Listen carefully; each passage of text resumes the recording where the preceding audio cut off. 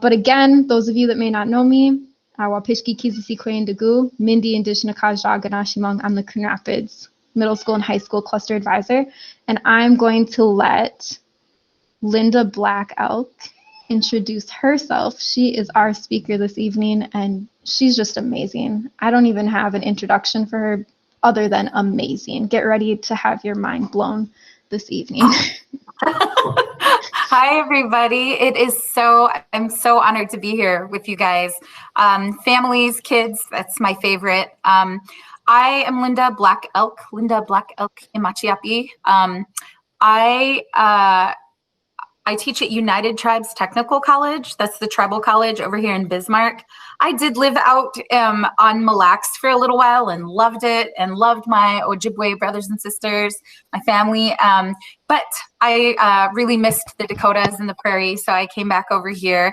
And now I teach at United Tribes, and I love it. I'm the food sovereignty skills instructor there, so I teach people basically how to use plants for food and medicine. I teach people how to like dry meat or process meat into, out here we call it wasna. I think out there you guys might call it pemmican. That's that mixture of dried meat and berries and fat. I teach people how to do all kinds of food preservation, how to make medicine, how to make lip balms like we're gonna do tonight, tea. You know, I've been working really hard during this whole pandemic thing, like on how, you know, what types of medicines and even foods can we use to prevent and also to treat COVID-19, and maybe even why Native Americans are having such a hard time with COVID-19. So that's what I've been doing a lot. And I have 3 kids who can all go out and pick a salad for me out of our yard. Not right now because it's covered in snow, but you know, it's just kind of a thing that we do in our family. So I hope you guys will learn something, and I'm really excited. Once you know how to make this lip balm, let me tell you, once you have this basic recipe down, you not only know how to make lip balm, you can make any kind of medicinal salve that you want. You will know how to make a salve to treat eczema. Do any of you guys have eczema out there or have issues with dry skin? Yeah, me too. I get eczema, and even still sometimes as an adult, even though it was worse when I was little, sometimes as an adult, I'll still get it in the fold of my arm right here. It drives me crazy. Or on my knuckles. You know, this same recipe, you can tweak it any way you want. You can add plants that like maybe you remember, like, man, my grandma used this one plant and, you know, I really loved it. Once you have this base recipe down, you'll be able to do all kinds of stuff with it. And I have to tell you, you guys have, I think, Mindy, did you get the half-ounce little tins for them for the lip balm? Were they half-ounce or 1 ounce? 1 ounce maybe. Okay, so 1 ounce of fancy schmancy organic lip balm that's made the way we're gonna make it tonight. If you guys went into some cute little shop anywhere in Minneapolis, you know, even New York City, and you went into a specialty shop and they were selling this kind of amazing, you know, you guys are gonna be making an organic herbally based lip balm tonight, right? And if you went into a fancy shop to get 1 ounce of that lip balm, half an ounce costs like $6. So for a full ounce, you could pay as much as $13.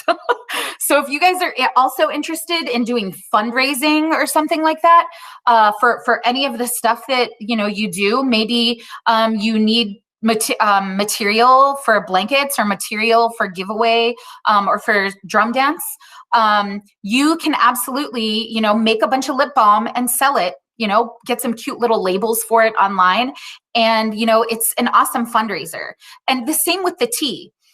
So a lot of times for Christmas, we'll give out baskets where we put lip balm in there. We put medicinal salves in there. We put massage oil in there.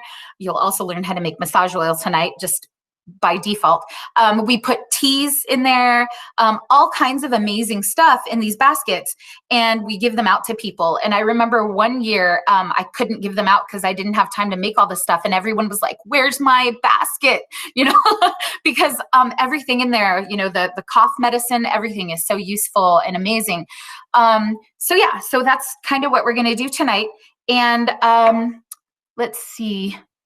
Mindy, did you see that? It says it's not accepting registration. Okay. If you guys have any questions, put them in the chat, and Mindy, feel free to interrupt me with questions as we go along. Sometimes it really helps if you don't wait till the very end to ask questions, because maybe it's relevant to what we're doing right now. So feel free to put any questions in the chat and let me know what you guys are thinking, okay? Now I'm gonna start a little PowerPoint here, and I promise not to make it, oh, here, hold on. I promise not to make it too boring. Okay, present now. Oh, there it is, okay. Whew. I was getting a little nervous, you guys. Okay. We're good, we can see it. Okay. I can't tell you guys how nerve-wracking that is. Okay, so we're gonna be making lip balm today, like I said. And I have some steps here to kind of show you guys. Now we're gonna actually, okay, let me, can I get back to you guys? Can you guys still see me and hear me? Mindy? I keep trying to talk, but I keep muting myself to be respectful. Yes, we can see you. We can hear you. Great. We can see the slides. Awesome, because all I can see are the slides. So if there's a question, feel free to interrupt. Okay, good. So the thing about making lip balm is that it's the easiest thing in the world. You know, it's crazy because we'll go into stores, and I bet a bunch of you use Burt's Bees lip balm or Carmex, right? There's Carmex people and there's Burt's Bees people. Both of those are kind of expensive, but get this. So Carmex, first of all, let me talk about that for a second. It's made with petroleum jelly, right? Basically Vaseline. And that's the same stuff, kind of, that we put in our car, right? It's petroleum jelly. It's made from oil, made from the oil industry. So petroleum jelly has been shown to cause a lot of issues with skin when used in the long term. It causes these little, it clogs your pores in a way that sort of puts a cap of skin on them. And it can even cause microtumors underneath the surface of the skin. So they're actually finding that long-term use of things like Carmex or even Vicks Vapor Rub and Vaseline and things like that are not really good for us, right? And we haven't been using those products all that long, you know? It's maybe been like 50 years or something. So we don't have tons of long-term data about what happens when people use those all the time. So it's really best to make your own or use the natural stuff. Now, when I say the natural stuff, a lot of people think, well, Burt's Bees, it's made with beeswax. And that's true. But if any of you have some Burt's Bees lip balm with you right now, if you look at it, it has a really long ingredient list, okay? And with any product, whether it's your food or if it's your lip balm or your shampoo, the best thing you can look for is a small ingredient list, okay? Like with your food, like think about it. If you buy an apple from the store and it had an ingredient list on it, you'd be worried, right? You don't want an apple with an ingredient list, okay? So when you buy things that you're putting on your skin, remember that anything you put on your lips, anything you put on your skin, it gets absorbed into your body. Okay. And so you want as few ingredients in your lotion, in your salves, in your lip balm, in your shampoo as possible. Okay. As few ingredients as possible.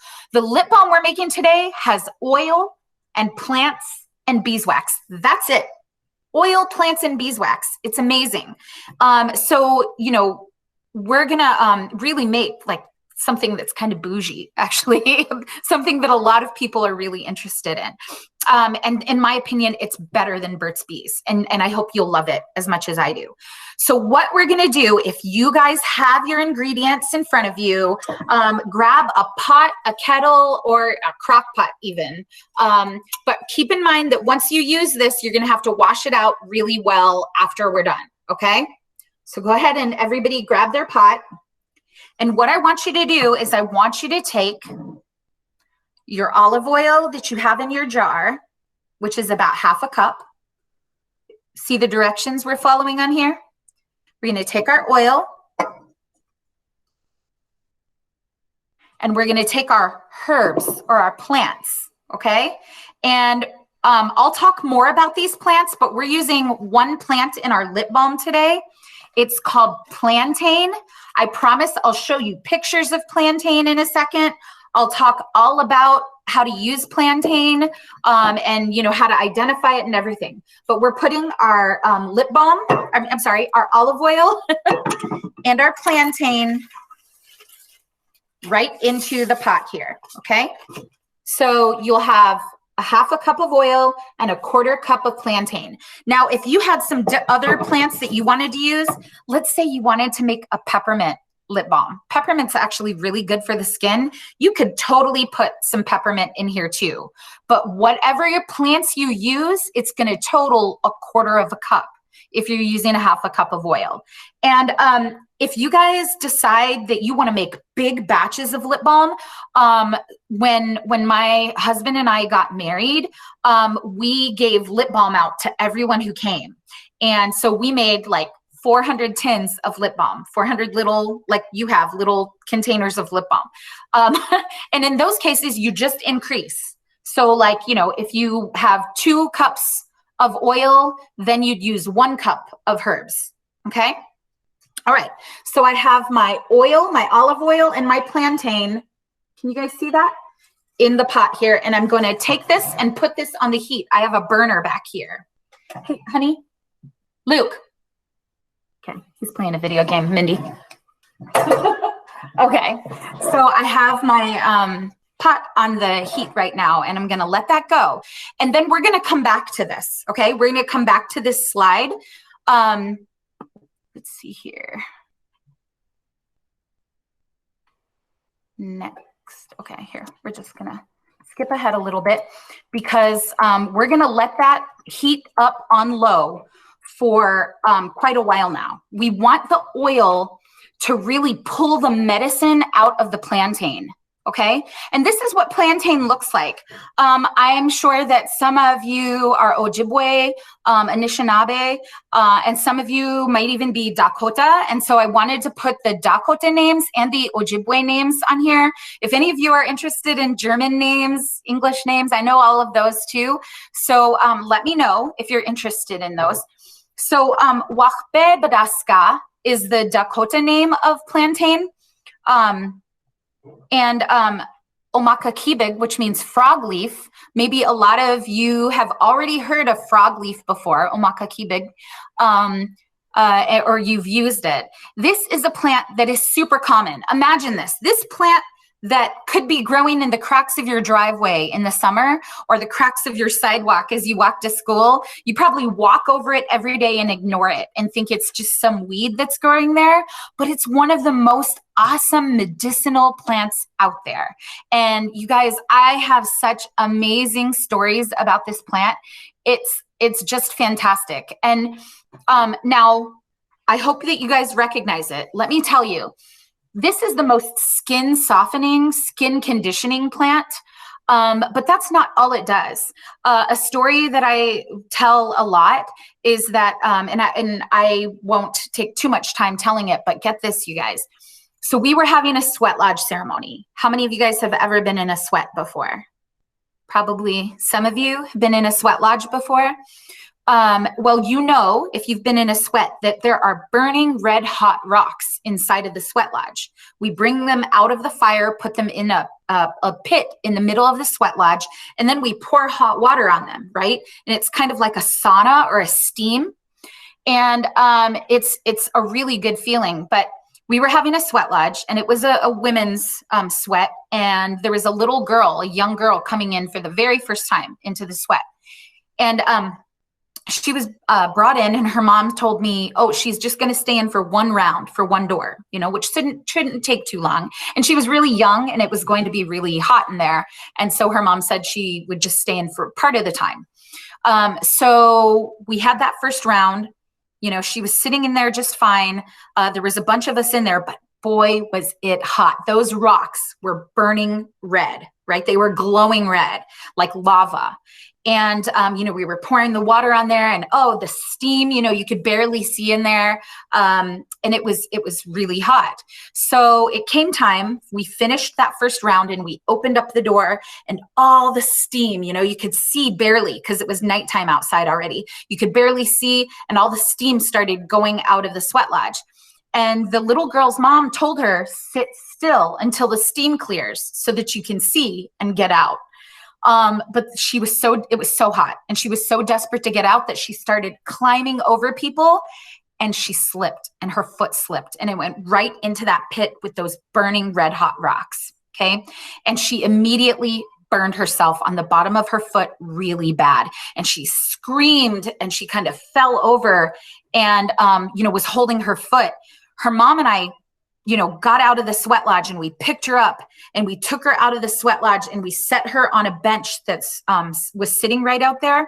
And that fast, only a few seconds later, I looked at the bottom of her foot, and there was already a huge blister on there. It was like the size of a golf ball.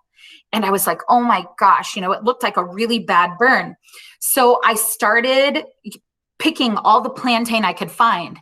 So this plant that you see in front of you, and this plant is such an amazing plant. It grows everywhere. It's always there for us, right? So it grows, you know, like it's probably, if you look next spring, right, it's probably going to be growing right outside your front door. Okay. So keep this in mind. So this plant was growing all over around the sweat lodge, and I started picking those leaves and grabbing them and mashing them up in my hands like this. Okay. I even took a little bit of water from the sweat lodge bucket, and I put them on there to make it like a really wet paste. Okay. And then where her blister was on the bottom of her foot, you know, I put it right on there. I just took that paste and I put it right on there. And she went, because this plant, when you mash it up and put it on your skin, it's very cooling, like aloe vera gel. Have any of you guys ever put aloe on a burn or a sunburn? It's very cooling, right? And so that's Omaka-kibig, this wachbebaraska, is such a cooling plant. You can even use it on sunburns, you know, and it'll really help to cool it off. So I put that on the bottom of her foot on that blister, and she immediately calmed down. And her mom and I talked to her, and she was totally calm. She was fine. And we decided that we should at least finish the ceremony, because a lot of times it's not right to start one unless you finish it, right? So her mom said, you know, she doesn't need to go to the clinic, I don't think, but we'll go back in the sweat lodge, we'll finish the ceremony, and we'll reassess. We'll take a look at her foot again when the ceremony's done. So we went back into the sweat lodge, and we finished up the ceremony. And I gave her strict instructions to stay seated on that bench, because I didn't want her to pop the blister, okay? Because I thought it might get infected. So we finished up the sweat lodge. We came out about 45 minutes to an hour later, and she was no longer sitting there on the bench. And I was like, oh my gosh. I looked up, and through the darkness, I could see her run by playing with the other kids whose moms were in the sweat lodge, right? She just ran by, and of course she was barefoot. And I was like, oh my gosh, get over here. You know, I was thinking, oh no, her blisters probably popped open, and there's probably mud and grass in there and all kinds of stuff. So she came over, and she sat down on the bench, and she said, well, by the third round, it was all better, and I wanted to play. And I thought, what does she mean all better? So I picked up her foot, and I looked at it, and there was nothing there. Nothing. There was no sign of a burn. There was no blister. There was no redness, no tenderness, nothing. I was like poking at her foot because I couldn't even believe it.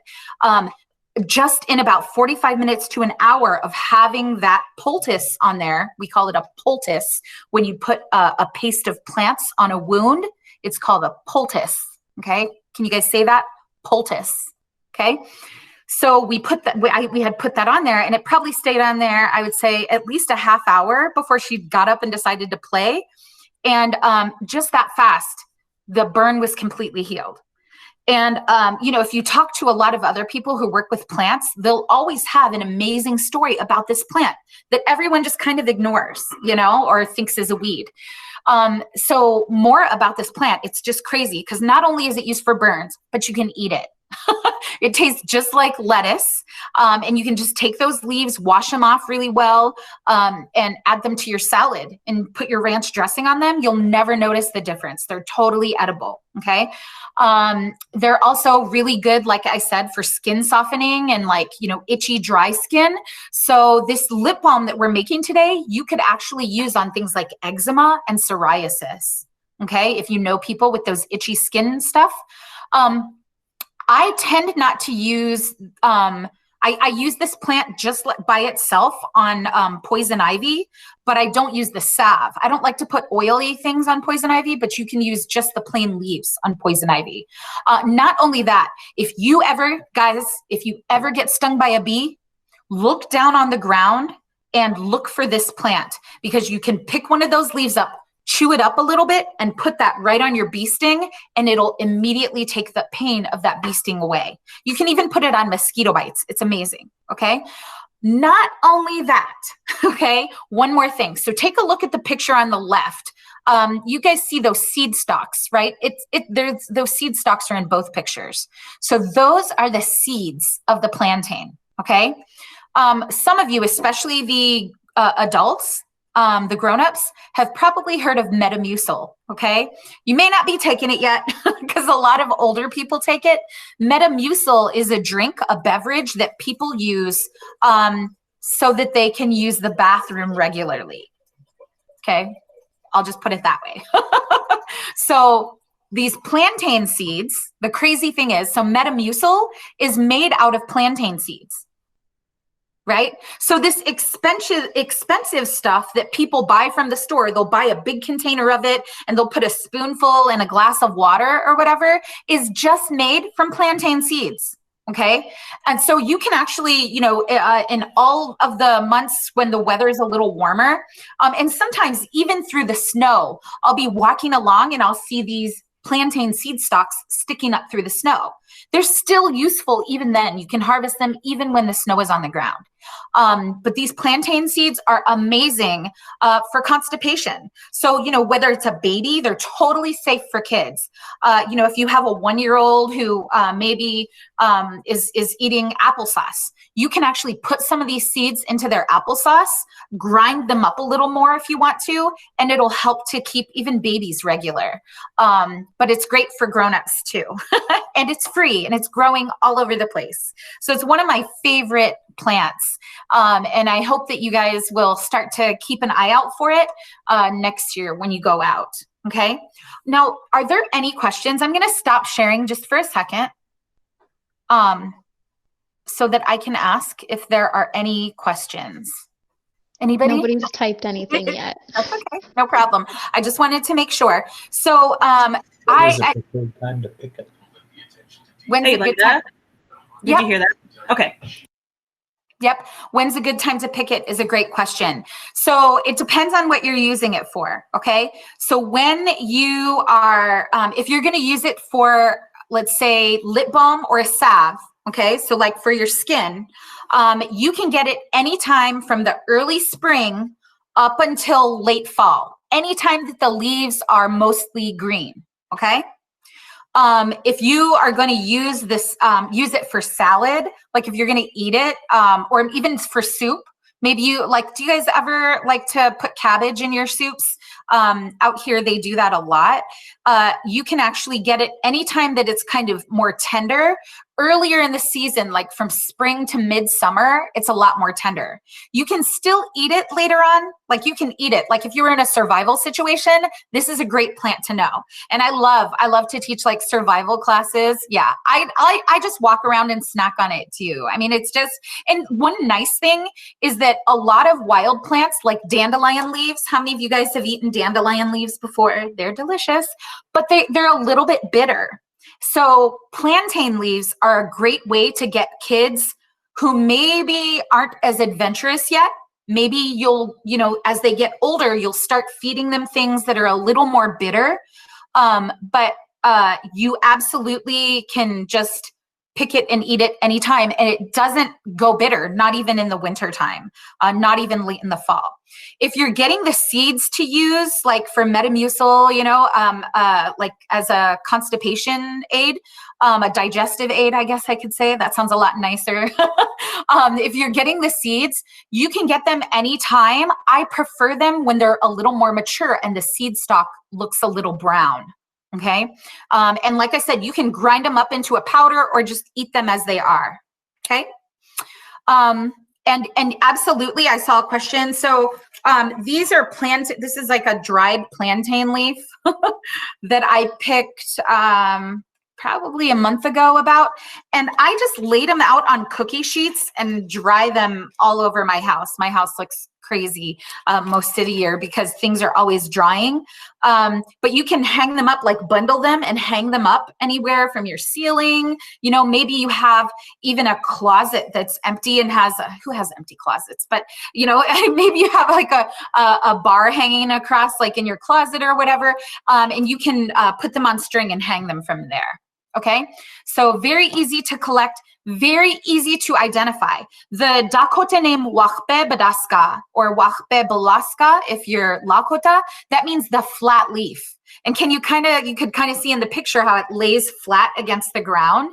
And then, I like the Ojibwe name Omaka-Kibig too, because it kind of does look like a frog laying against the ground, like a bright green frog laying against the ground. Okay. Any other questions on that? Okay, I'm going to try to go back to the screen share, even though I'm not very good at it.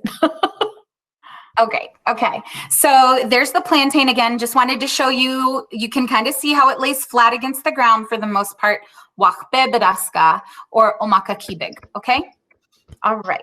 So someone was asking how long they keep the pot on the stove, and they're keeping it on a low heat essentially the entire time you're talking, yeah? Yep, a very low heat, like the lowest you can possibly go. And if you feel like it's too hot or if it's smoking at all, just turn it off and let the warm oil sit there with the plants, okay? So absolutely no problem. Just let it sit until we're gonna wait because we really want that oil to infuse with the plantain while we're talking here, okay? Are we supposed to be doing something? We're just talking and we're letting our oil infuse with the lip balm on the stove. Our oil? Yep.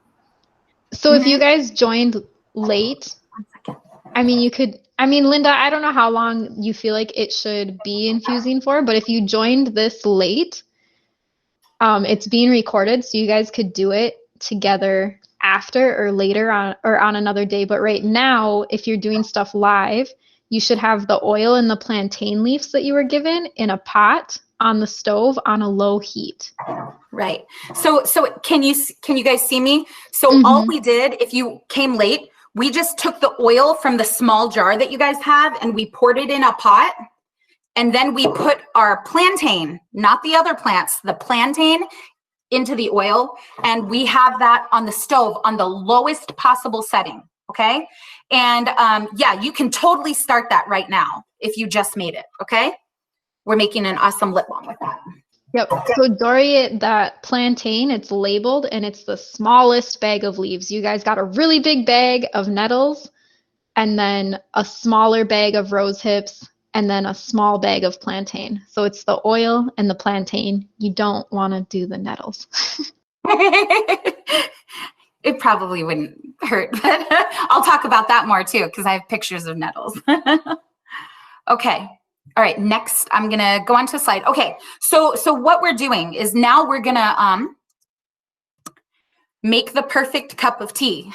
Okay. So like while we're waiting for our lip balm to infuse, and let me say that if you guys want to make a little more lip balm right now, like if you feel like, man, I don't know if that's going to be enough lip balm for our whole family, you guys could totally add a little more oil to that. You don't want to add too much more because you only have 1 ounce of beeswax to work with, but you could probably add another 1/4 cup of oil to that if you feel like you want to make more, okay?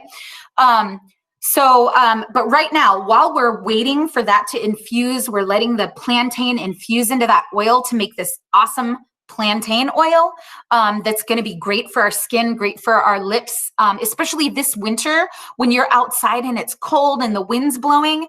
It's going to totally protect your lips, and you can even use it on your face to protect your skin, okay? All right, so now I'm going to teach you guys how to make tea. And, you know, I think that it's really easy when you just buy a box of like green tea or a box of Lipton. You know, you just take your Lipton tea bag and you just take your pretend this is a Lipton tea bag, and you just put it in there and you just wait a few minutes, and then after a while you have a cup of tea, and that's really easy. And that's why Mindy wanted to get you guys, and I wanted to get you guys some really nice reusable tea bags. The thing about Lipton, okay, what is it? Like when you guys buy a box of Lipton from the store, or when you go to a restaurant and you ask for a cup of black tea or a cup of tea or even a cup of green tea, what is it? What plant is that? What's in that tea bag? Anybody?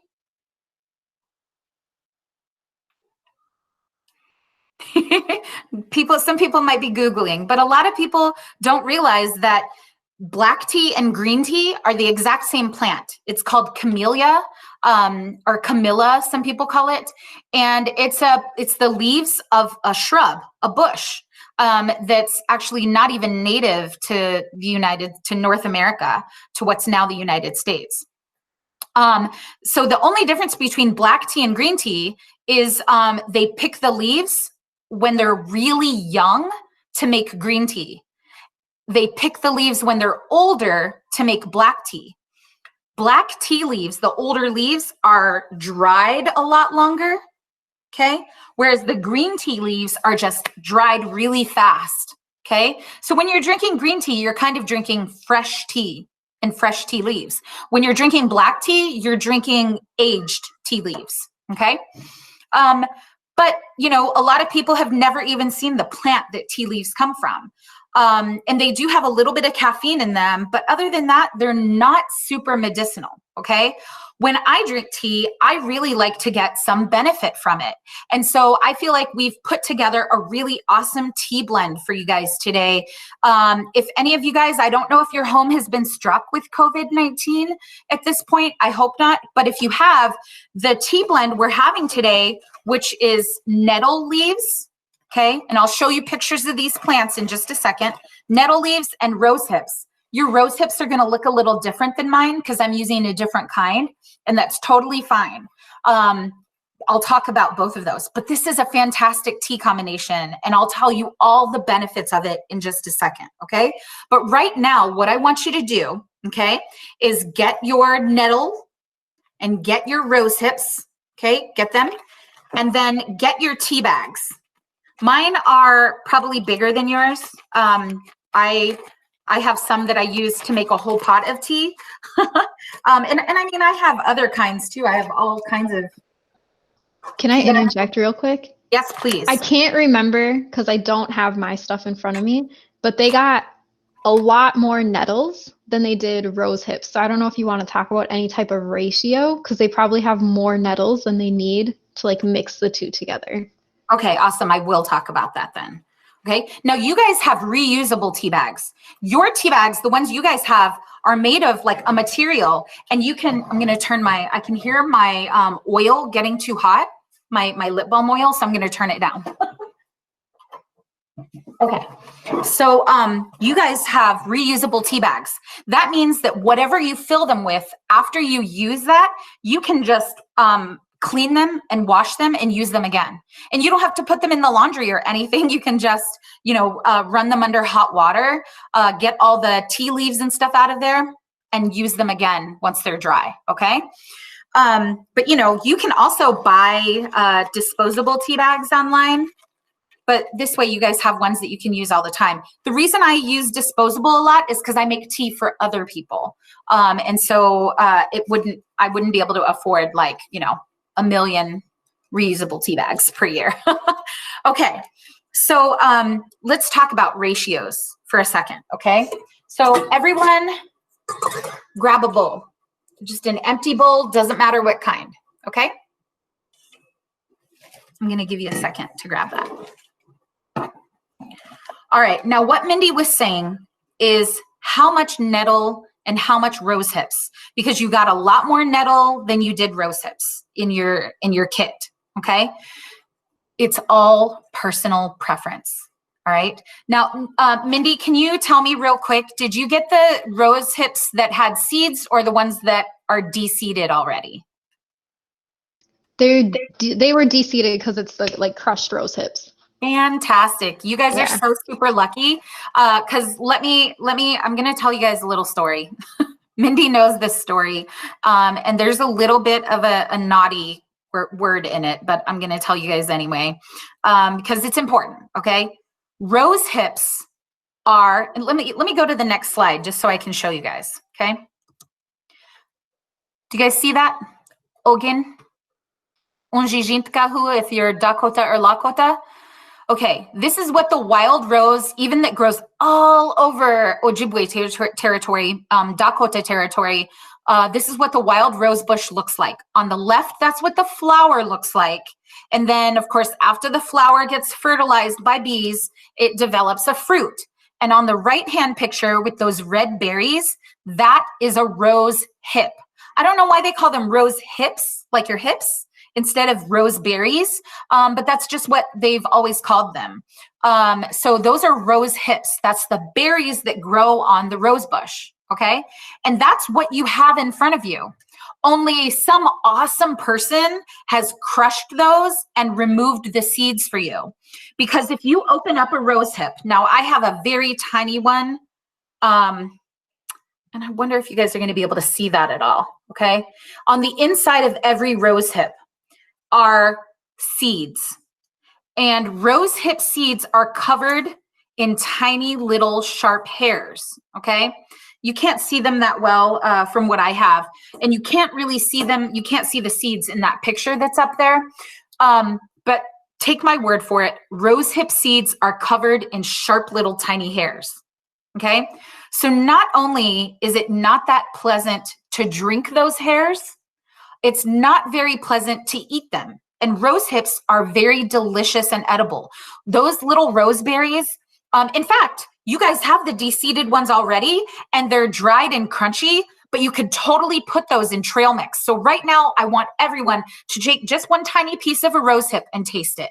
It'll taste sweet. You got to chew it. Give it a second.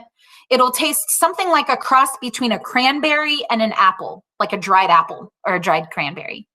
Okay, everyone taste one little tiny rose hip right now.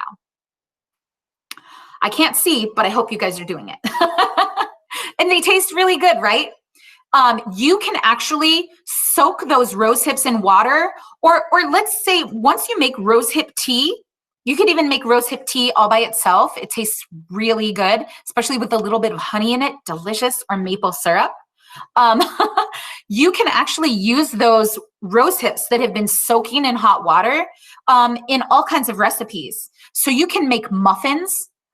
So like you guys have probably heard of cranberry orange muffins. You know, they sell them like at Perkins and stuff. You can make rose hip orange muffins. They're delicious. Okay. You can make rose hip bread. You know, like instead of banana bread, you can make rose hip bread.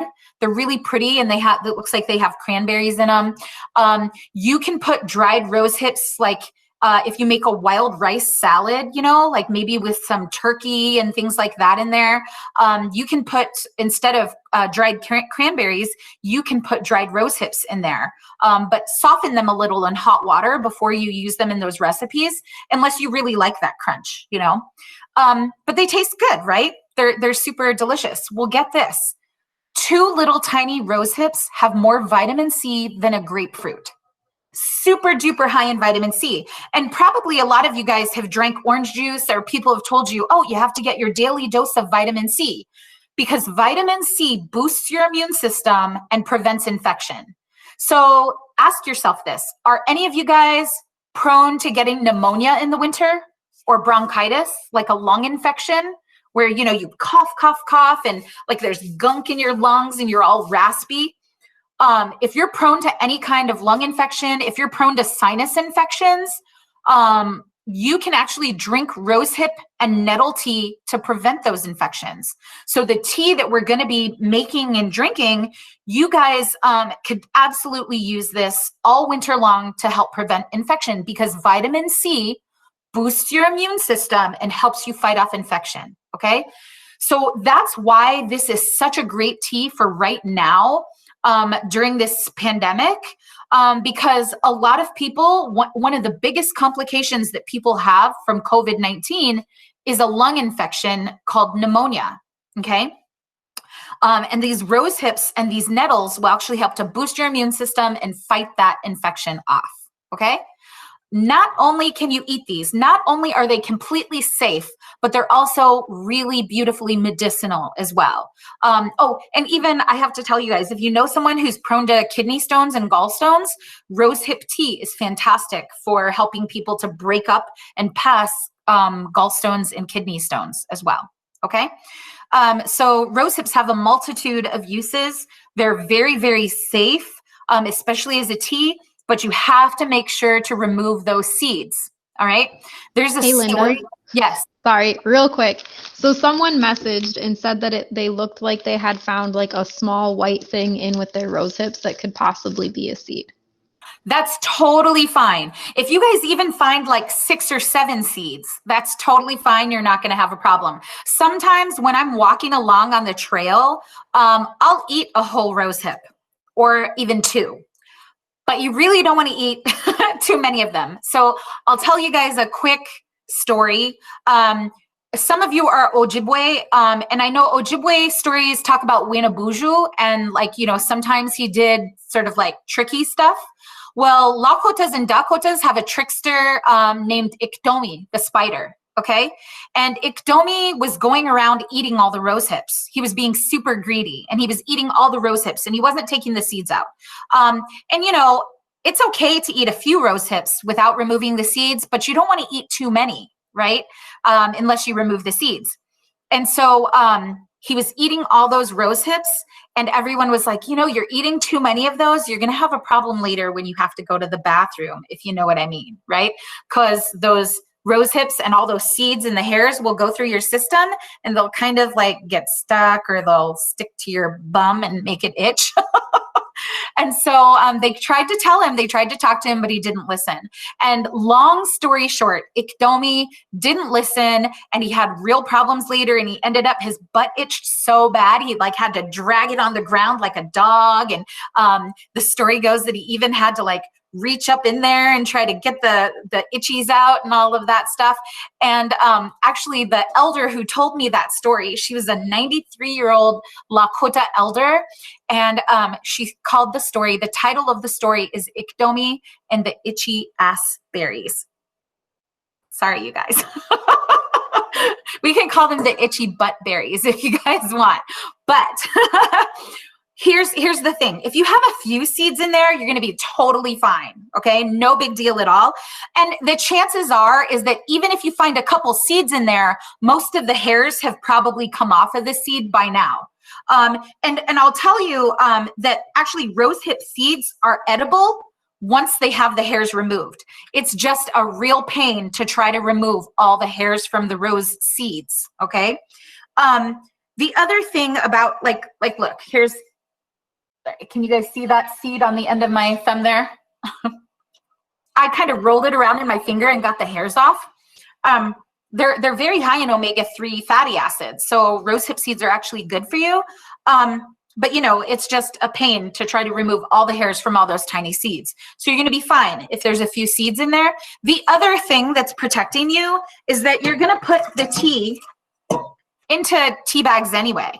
So when you're going to put the rose hips into tea bags anyway. So when you close the tea bag up like this and you put it into your hot cup of water, none of the hairs, if there's any hairs in there, none of them are going to get out of there, you know, even from the tea bags that you guys have. Okay. So definitely don't worry about that. All right. Okay, so what we're gonna do, let's talk again about ratios, okay? It's totally up to you. If you like more rose hips and less nettle, that's fine. But the nettles are really amazing. Let me show you guys. So these are stinging nettles, okay? Now they're called stinging nettles for a reason. And I'm just gonna say this. Look at that picture on the right. See those little hairs? Have any of you guys ever come in contact with a stinging nettle in your life? Or as Ojibwe say, mazan or mazanatig, I think. In Dakota, we call them ichachbehu. But those little hairs are kind of stingy. But guess what? If you guys took your nettles right now, and these are nettles that I picked not very long ago, but look, I'm putting my hand in there, I'm putting my hands on them. Once the nettles are dry, or once you cook them into tea, or we make pesto, we make noodles, and we make soup, all kinds of things out of nettles. If you guys, even if you make corn soup, like I know over there corn soup is kind of popular, put a handful of nettles in there. You won't even taste them. But the thing is, stinging nettles are one of the most amazingly nutritious plants out there. If you have a kid, or if you are a person who does not like to eat vegetables, make a cup of stinging nettle tea for yourself every day, and you'll be getting all of these amazing phytonutrients. Phyto means plant, nutrients, right? Phytonutrients. Nettles are full of phytonutrients, and they will help to revitalize your health. If you're someone who's tired and sluggish all the time and you don't feel good, or maybe you drink too much soda, and like, you know, you're like blah, you know, because all that sugar is bad for your system. Instead, in the morning, before you go to school or before you go to work, have a cup of nettle tea, or this nettle and rosehip tea, and it will help to energize you without caffeine or anything. It's just pure good nutrients. And this is like one of the most traditional foods for all of our people.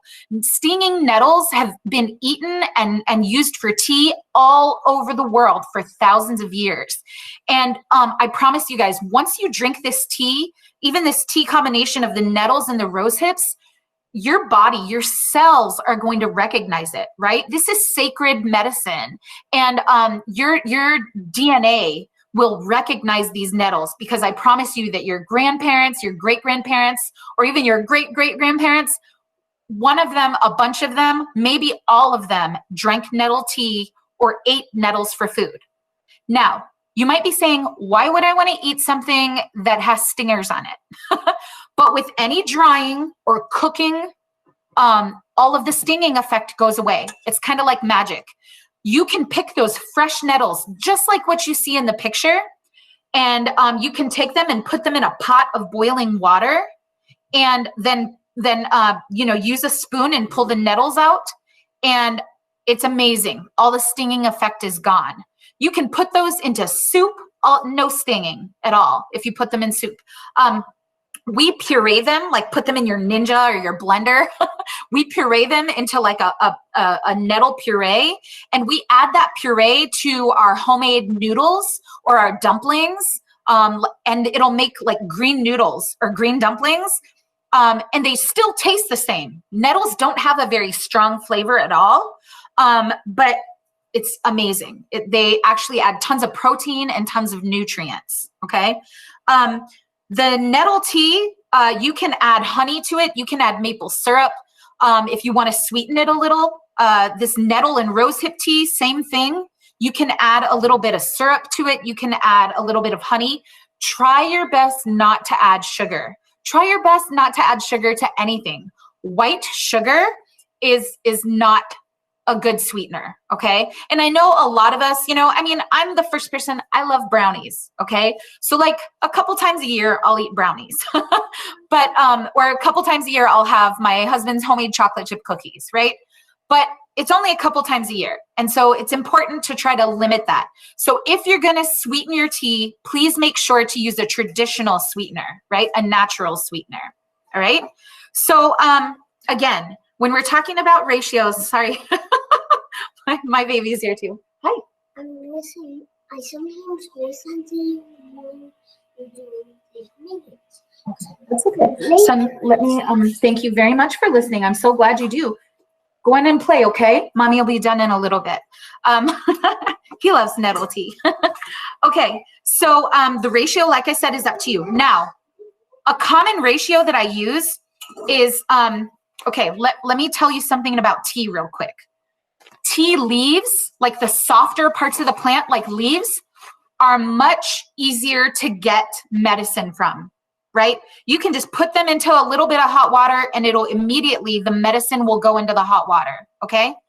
So you want to add more nettles. So I usually do about double nettles. So if I'm going to do, let's say, and you guys can see I'm measuring very carefully, not. If I want to do half a cup of, and I think you guys got 3/4 of a cup of nettles. Is that right, Mindy? 3/4 of a cup? I don't have my paper in front of me, but I think it was 3/4 of rose hips and like at least 2 cups of nettles. Okay. Does anybody have their paper in front of them? So that's actually a pretty good ratio. So if you wanted to do 2 cups, I usually do about double the nettles. So if you wanted to make your whole mix right now, you totally could, and keep it in a jar, like just a jelly jar with a lid. You could totally do that.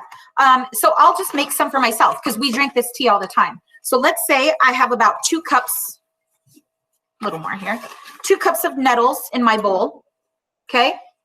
And you guys have about 3/4 of a cup of rose hips. So I'm just gonna add about 3/4 a cup of rose hips in here.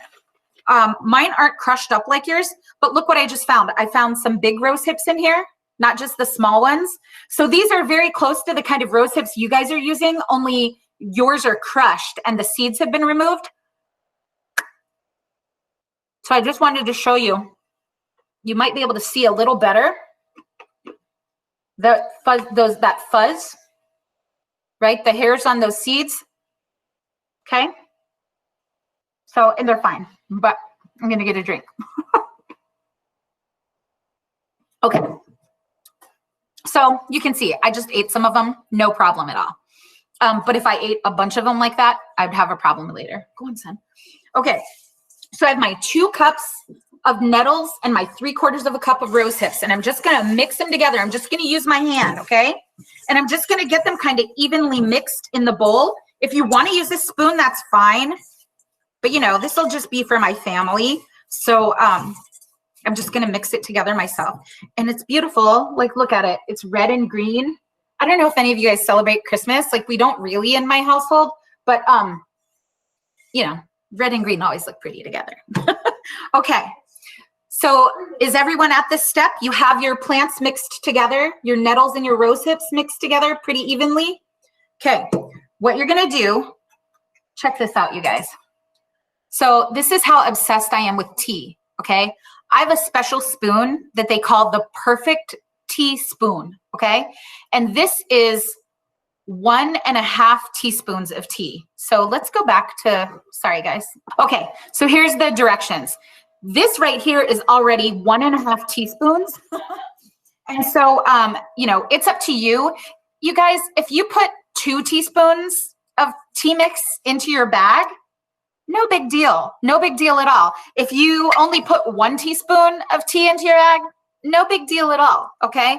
The nice thing about tea, the nice thing about a lot of our traditional medicines is that they're very mild. They don't shock our system. They don't hurt us, okay?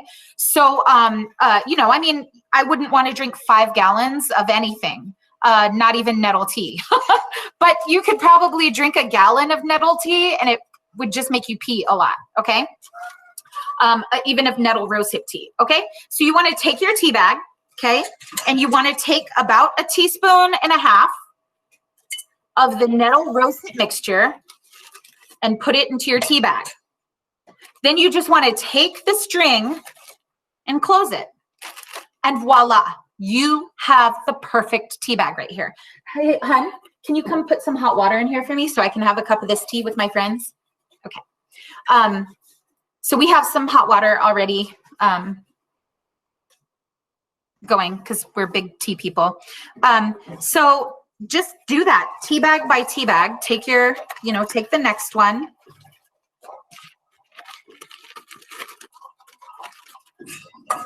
and get your tea.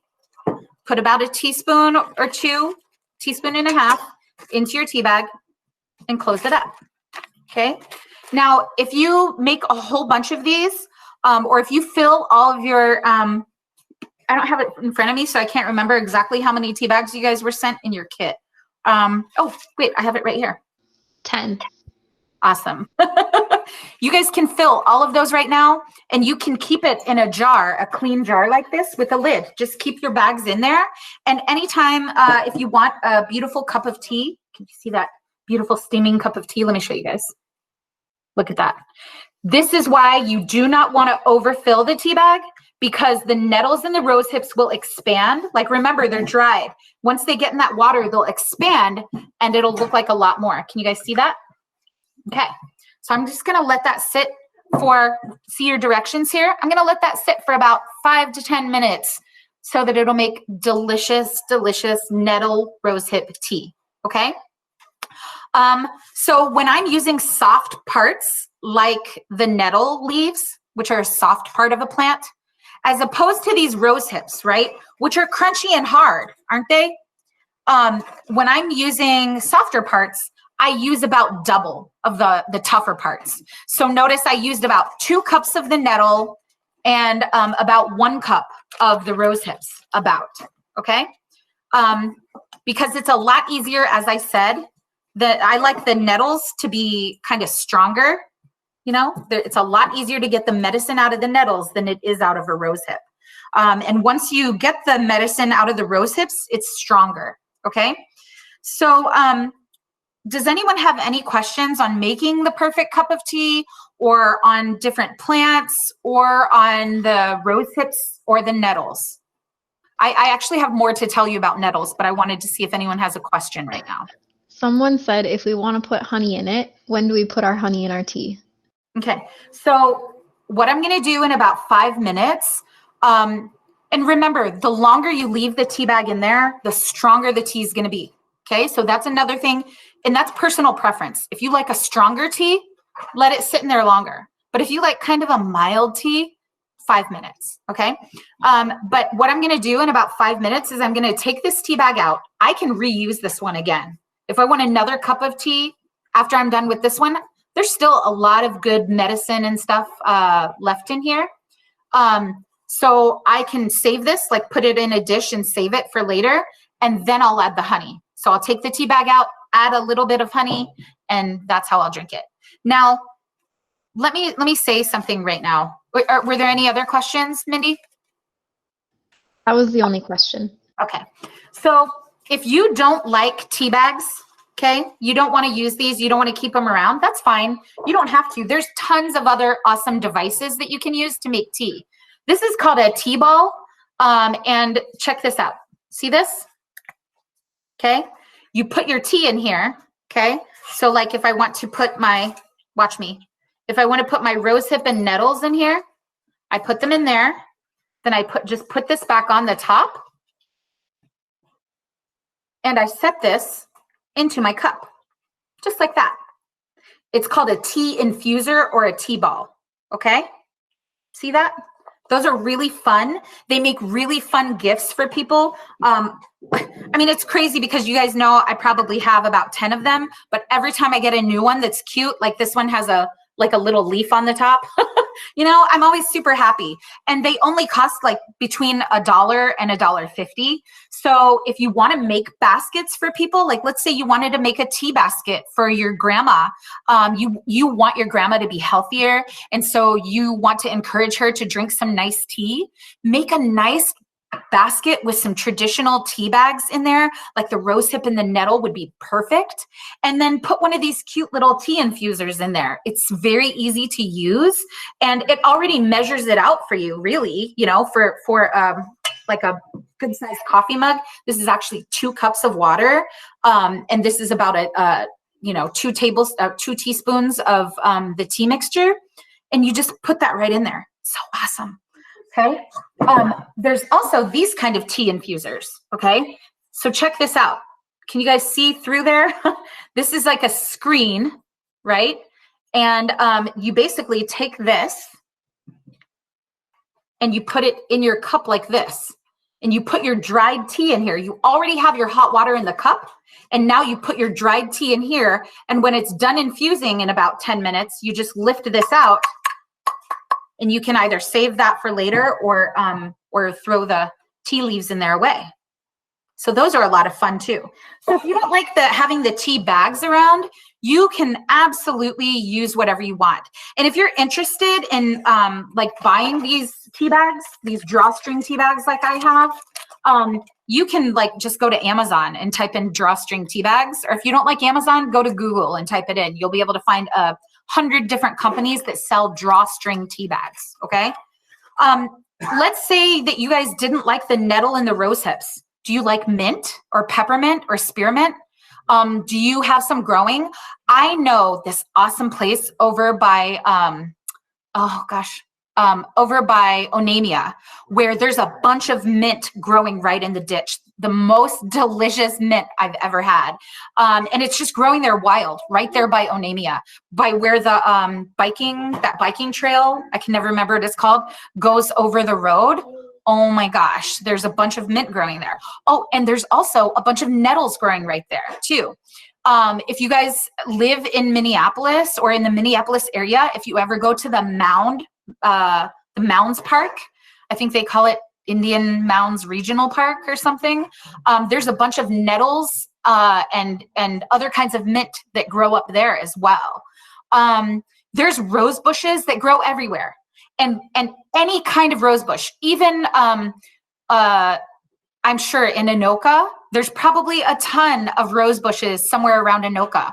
And if you see orange rose hips, if you see bright red rose hips, you can still use them. All rose hips are medicinal. All of them are edible and medicinal. So if you want to use them in muffins or to make rose hip bread, you can use any of them, okay? It doesn't matter what kind of rose it is.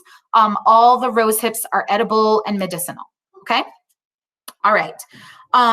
Let me just, unless someone has a question, please feel free to ask if you do as we're going along. There's our rose hips and there's our nettles. I wanted to say a couple more things about nettles, okay? And then we'll start to get to our lip balm. While I'm talking, please feel free to be filling your tea bags if you haven't already, okay? Or make yourself a cup of tea like I have, and let's share one together, okay? So I wanted to say a couple more things about nettles because oh no, please, what? Melissa had a question. Let's answer the questions, then we'll finish our lip balm real quick. Okay. Okay. This is not Melissa. I'm just using her computer and her email. This is not Melissa. Oh, okay. Yeah, I need to ask you a question. Are we supposed to use all the nettle and all of the rose hips to put in the bags? Yep, just mix them together and then use a spoon, like just a spoon in your drawer, and use that to fill the tea bags. Just one spoonful per bag, okay? All right. Awesome. What about you? Okay, no problem. Any other questions, Mindy, real quick? Someone did ask about like if they should tie their tea bag or not. That's totally up to you. Sometimes I do, like if I'm worried, like, oh, let's say I wanted to boil this tea. Maybe I wanted to make a really strong one and I had a pot of water going on the stove and I wanted to boil this tea bag. Then sometimes I'll wrap the string around there and make a knot out of it. But you don't have to. You don't have to, especially if you're just steeping it like I'm doing here, no problem at all, okay? All right, now I'm just gonna say a couple more things about nettles because I wanna let you guys go on with your evening. Nettles are an amazing plant, okay? If I had to go to the moon and I could only take one plant with me, I would take nettles. And it's because they're amazing food. Like I said, you can make pasta sauce out of them called pesto. If you've ever had pesto, so good. You can make, a puree out of them and put it in all your pastas. You can like put that in your soups. I mean, you can do all kinds of things. Google nettle recipes and a million recipes will come up, okay? But you can also make amazing medicine out of it, right? Nettles are very anti-inflammatory. So if you're someone who suffers from allergies, seasonal allergies, oh my God, I get horrible seasonal allergies where I get sinus infections and things like that. Nettle tea is amazing for counteracting allergies, okay? If you know someone, does anyone's grandma have arthritis? Maybe she has a tough time holding things, or her hands ache, or your grandpa or auntie or uncle, someone you know with arthritis. Nettles are amazing for counteracting the inflammation caused by arthritis. Inflammation is where things swell up, okay? And if you drink nettle tea, it takes the swelling away, and oh my gosh, it's such a relief, okay? Another way to use them besides drinking them as a tea is you can actually pick the nettles barehanded and let them sting you.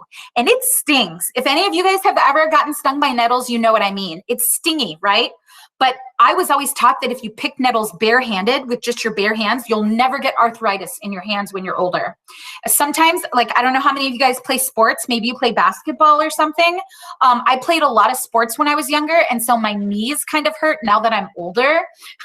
And so if my knees start to hurt during the summer, what I'll do is I'll put on a pair of shorts and I'll go run through a nettle patch and let it sting my knees, and my knees will be pain-free for months. It's wonderful, wonderful, wonderful medicine, okay? The other thing is that you can make fantastic rope and fishing nets and all kinds of stuff out of nettle fibers. Someday I hope that we can come together again and I can teach you guys how to make rope from plants, okay? And nettles is one of the plants that we would use because it makes fantastic rope and cordage that you can use even for bowstring if you guys like to hunt, okay? All right, let's finish our lip balm now. So what I'm gonna do is I'm gonna get our pot off the stove, okay? Okay, so we have our plantain that's been heated in this oil for a little while. Mine has cooled off some, so. Can you talk them through what they're gonna do? Oh yeah, sure. So or what do you want them to wait? I just see people moving. I can see a handful of people. They're making faces about you running through the nettles, and they're also jumping up to get their okay. Their infused oil. So what you're gonna do? Oh yeah. Okay. Is like the lip balm supposed to be like sticky or anything, or is it just supposed to be like watery? It'll be oily. Oily, right. Like it's not supposed to be like formed into anything. Not yet, because you haven't added your beeswax yet. Now mine is a little thick. Can you see that in the bottom of the pan? It's a little thick. You're frozen. Your face is like frozen. Huh. Okay. And I'm gonna Yeah. Can you stop screen sharing? Yep. There we go. Okay. Hi. Okay. So I had my nettles and my oil, my plantain and my oil in here, and I heated them up for a while. And I mean, they cooled off a little. So, you know, the oil is kind of thick. But can you guys... That's not what ours look like. Ours still looks really runny. Like... That's okay. It should be runny. It should be runny. Mine just cooled off a little. So yours is probably hot, right? Is the oil kind of hot? Yeah.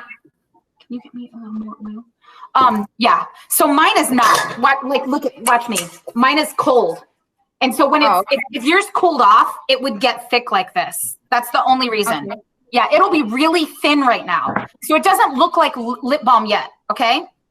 So what you're gonna do real quick, okay? I'm just gonna tell you what you do. You wanna strain, take your cheesecloth, okay?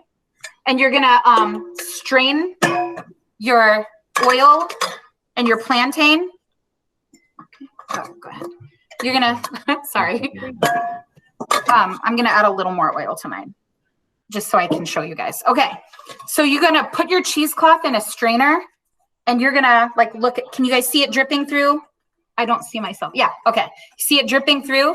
You're gonna strain the plantain out, okay? See this? You're gonna you can even squeeze it if it's not too hot to get that beautiful plantain oil out, all right? And your hands will get kind of oily, and that's totally okay. Can you guys kind of see me squeezing that out? Your hands are gonna get kind of oily, but guess what? You have plantain oil on your hands. This is medicine. You could use this as a massage oil if you wanted. You could stop here and just use this as an amazing massage oil. You could use this as a moisturizer. You could use this oil even as a lip balm. But, you know, I like, you know, if you have ashy knees and elbows, you can put that on your knees and your elbows, and it's fantastic for your skin.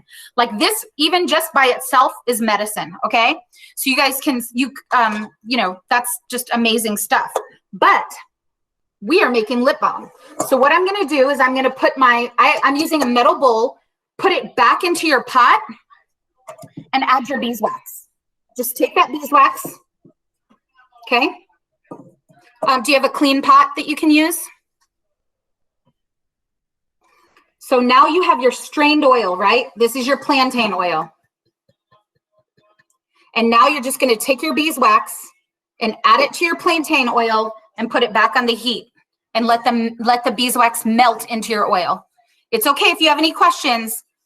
Don't freak out. I'm going to go over it again. And I can totally like put the directions right up on I can put the written directions up too. Okay. When you dump all the stuff out, is the seasoning still supposed to be in there? Nope. You're supposed to strain that out through that white cloth. Do you guys have that white cloth? Yep. Sorry. Okay. Did she give you some of this? Yes. This? Yeah. Yep. Okay. Sorry. I went too fast. Sometimes when you do this all the time, you forget. So do you have a strainer or some kind of colander? Okay. Put your cheesecloth in there, just like this. Okay. Okay. Now, pour your oil and your plants through that to get all the plants out of it. Sorry, I should have slowed down. Very good. And you can even use a spoon to like get the rest of it out of there, you know, whatever you need to do. Okay. Hold that side, Elijah. The fabric, not the pan. You're doing great. I'm bummed because I can only see like 3 people besides you. So I can't see what everybody's doing, and I want to. I love Crystal. I love that you're taking that extra oil. And doesn't it feel fantastic? Yep. It's luxurious, really. So I have to tell you guys that I looked up plantain oil, and it was like organic olive oil and plantain, just like what we made now. And someone was selling it for $22 an ounce. Plantain oil. They were selling it as a face moisturizer. And like it cost maybe 50 cents to make. And I saw someone selling it for, you know, $20 or whatever. It's crazy. One little 1 ounce bottle. Okay. So do you guys strain it out? Did you get the plants out of there?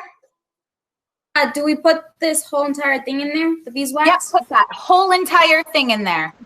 And then put it back on the heat. Okay. For low or high? Low, kind of a low. You're just going to get that beeswax to melt. So say medium. You don't want it to burn. Okay. Okay. So that's beeswax. Beeswax is really good stuff. Okay. But it's hard. All you're doing is melting it down, and beeswax is almost like its own Band-Aid. It's amazing stuff. And you guys will see what happens. It'll totally thicken up your lip balm for you. Okay. All you're doing right now is melting the beeswax into the oil. That's all you're doing. Okay. Is it happening for us? Okay. So let me just show you like a midpoint. So I'm just using even a metal bowl. Do you see how much smaller my beeswax is in there? Can you see the beeswax? Yeah. So, you know, we're just melting it. It's on the heat right now, and we're just melting that beeswax into there. That's all we're doing. Okay. So listen to this, guys. All that we did, it's so super simple. All we did was heat up oil and plantain, right? Then we strained it and we added beeswax. That's it. Our lip balm is basically done. We heated oil and plantain, we strained it, and we added beeswax to melt it in there. And all the beeswax is doing is it's going to thicken our lip balm up, right? Because, I mean, you could totally use the oil. You could use the plain oil. You could have it as a lotion or whatever, but we're making lip balm, okay? So that means we want to thicken it up a little, and that's why we're adding the beeswax, all right? Now, I do have a set recipe for the lip balm, and I will send it to Mindy, and she can, Mindy, you didn't send actual directions out to people, did you? It was like just a super short, simple, like, this is what you do, but it wasn't like in detail. Okay, well, I'm happy to send you my more detailed directions, PowerPoint, whatever you guys want, because really, like, once you know how to do this, you can do this for the rest of your life. And think about it, okay? If any of you guys wanted tinted lip balm, like let's say you wanted it to be kind of pink or red, you could add a little bit of cherry Kool-Aid in there, and it would taste like cherry Kool-Aid, and it'd be pink. And I mean, like, you know, so you're basically making your own tinted lip balm. If you wanted to be like really, you know, like, oh, I'm so natural, you could add beet juice in there, and that'll make it pink as well. The juice from beets. You could just boil some beets down, and actually they sell beet powder in the cities at Present Moments. Have you guys ever gone into that store before? Present Moments in the city. They sell all kinds of medicine, all kinds of plants. So, all right, awesome. Check that out. Okay, just want to make sure I don't spill it on my keyboard. It's the beeswax is all melted. So all I have in here, listen again. I just want to repeat this because that's how easy it is. We heated up our plantain and our olive oil. We strained it through some cheesecloth to get the plants out. And then we added beeswax and let it melt. And now what I'm going to do is I'm going to pour it into my containers, okay? Now, what do you guys want to use for your containers? Use whatever you want to pour it. Just don't hurt yourself. Don't burn yourself because this is hot right now, okay? So don't burn yourself. Now, I don't have any of the fancy little tins, but do you guys ever get any of these cool, I do have those tins, but I just want to show you that you can use anything. Have you guys ever gotten those cute little jelly jars from hotels? I save all of these, right? Have you guys ever gotten those little jars of jelly like from Cracker Barrel or something? I'm really silly. We keep all those things. Like this was a little jar of honey at one point. My husband just poured the lip balm into here, by the way. Can you pour it into this one as well? We keep all these and they make the cutest little lip balm things, okay? So all you're gonna do right now is just start pouring your lip balm mixture into your tins, into those metal containers. You can use a spoon, you can use a measuring cup, whatever you have to do so that you don't spill it. Now, notice that I'm not pouring it because I'm very clumsy. So get someone that you trust and maybe lay a couple paper towels down and start pouring it. Use a measuring cup if you want. Start pouring it into there. But I'll show you guys. Let me just show you real quick. Can you guys see this? Already around the top there, my lip balm, and can you see around the bottom? The lip balm's already starting to harden and solidify. And after it's all kind of a whitish solid color, then I'll put the lid on. Don't put the lid on until the lip balm cools, okay? What if, can you hand me that bowl? What if your lip balm starts to get too hard in the bowl or when it's too solid right in the pot? Then you just put it back on the heat and remelt it, okay? What if you really like mint flavored lip balm? Well, just get a little bit of peppermint oil from the store. It's about $6 and put about 6 drops into your tin, okay?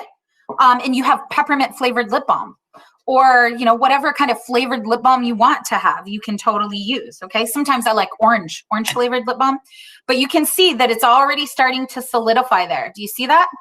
Okay. And after it all hardens up and solidifies, then I'll put the lid on. Okay. So I'm just going to repeat one more time because it's just that easy. All we did was heat up our plantain and our oil, our plants and our oil. We let them heat up for a while. Okay. Then we strained it to get the plants out of there because we don't want to be putting all that vegetable stuff on our lips. Okay. So we strained it. Then we added the beeswax and let it melt into there. And then we just poured it into our little lip balm tins. Okay. And you guys have like amazing stuff. Now, after this is done, you really won't be able to reuse this lip balm that stuff is done, you can totally throw it away. Sometimes what I'll do, like I have the lip balm there in my cheesecloth, and I squeezed all the oil out of there. But sometimes what I'll do is I'll take this cheesecloth and I'll throw it in the tub to take a bath. And like there's still a little bit of medicine and oil in here. And it's kind of like a bath sachet. It's really moisturizing. So you could reuse it that way. But other than that, the medicine's all gone out of here. Okay. Any other questions? My cup of tea is done. I have a quick question. So they have 1 ounce tins. Would they still put like 6 drops of essential oil? Because that's what you're talking about when you say peppermint oil. Would they still put 6 drops in, or would they do less? Between 6 and 10 drops of essential oil. It just depends on how minty you want it to be. Some people might even put 14 drops of essential oil into an ounce, but it's a lot, you know, and mint is very kind of cooling. So that might be too strong for people. So try not to do. Did anyone make their lip balm? Did anyone pour it into the tins? I'm just wondering if anyone did it, like if they, okay, awesome. Oh, yay, yeah. So notice in Mary Jennings, hers has started to solidify in the cup. And that's totally fine, because all you have to do, Mary, is just kind of reheat that cup a little bit and it'll remelt the lip balm and you can pour it into something else, okay? It's like, look, I'll just show you the progress on mine here. See, it's starting to solidify there. Okay, remember, this is like some bougie lip balm here, guys. Okay, this isn't the stuff that you get like at Walmart or whatever. Like this is like organic plantain, organic olive oil, you know, in these cute little metal tins. You can carry this around in your purse. You can use this for dry skin. You know, you don't just have to use it on your lips. You can use this as a salve for dry skin. If your little baby nephew has eczema, like some itchy skin, take this over to their house for them, or one of the tins over to the house for them, and they can use it even on a baby. When my babies were newborns, we would use this same recipe on their cradle cap on their head, and it's fantastic for cradle cap too, okay? Oh, a diaper rash. If you have babies in your house, it's great for diaper rash then. Dallas and I just tried it, and it's really good. Awesome. I love hearing that. You'll love it. Once you try your own homemade lip balm, you won't ever go back. And the thing is, this is super easy, because let's say you didn't have any plantain around, or you didn't want to go outside, or it's the winter time. You know, just like use some mint from the grocery store. You know how they have all those herbs now, the herbs in the aisle where they have the basil and the sage and stuff in those little plastic clamshell things? Do you guys know what I mean? Like in the vegetable aisle, you guys get some of the mint from there and make your own mint lip balm at home. All it takes is oil, plants, and a little bit of beeswax. You can buy a gallon of beeswax online, okay? It's very easy to get. All of these ingredients are super easy to get. It's very quick to do. Yeah, so if you guys have any questions right now, I know that I need to let you guys go. We're running super late here. And I really, really appreciate you. Yep. Plantain is great for burns, and it's great for bug bites too. Okay. And bee stings. All right, you guys. Linda? Yes. Linda, have you ever made any salves from cedar? Oh yeah. In fact, I made So Vicks Vapor Rub, like I was saying earlier, is made with petroleum jelly. It's not very good for your skin. So we make a homemade Vicks Vapor Rub with cedar and juniper berries. And sometimes I'll even put like some eucalyptus oil or cedar oil in there. And oh my gosh, does it help you to breathe? You know, like if you're congested, it helps you to breathe. But the cedar is also very moisturizing and good for the skin. So yeah, we make cedar salves and cedar balms all the time. Good stuff. Yep, and like if that's what you guys had access to, you know, grab some cedar, grab some juniper berries, and you guys could totally make your own, even lip balm with cedar. Okay, instead of the plantain, just use the cedar instead. Okay. Awesome. Thank you guys so much for having me and for sitting here and listening to me talk to you for over an hour. I really appreciate it. Thank you. Thank you. Guys, miigwech. There's a lot of people in here saying "Poa." The red button. Gigawabaman.